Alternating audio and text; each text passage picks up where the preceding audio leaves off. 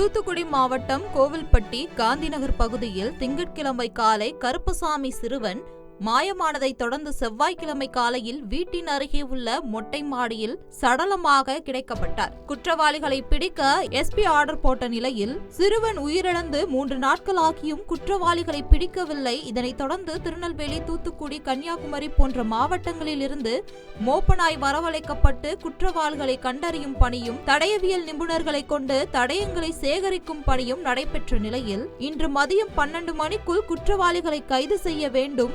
அவ்வாறு செய்யாவிட்டால் நானும் இறந்து விடுவேன் என்று சிறுவனின் தாய் சுந்தரி கூறியுள்ளது அதிர்ச்சியை ஏற்படுத்தியுள்ளது. என் புள்ள மேல சத்தியமா நான் செத்துருவேன். என் புள்ள கடவுளம் தேடி இருக்கோம். கடவுளம் தேடி இருக்கோம். தேடிங்க என் புள்ள 4:30 வரை உட்காந்துக்கிட்டு இருக்கோம். 6:30க்கு மேல என் புள்ள செத்த போனாமா கிடக்கான். இவ்வளவு பறந்தான் புள்ள வந்தான். என் புள்ள எப்படி வந்துச்சு?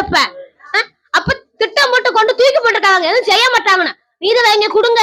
நீதி வாங்கி கொடுங்க.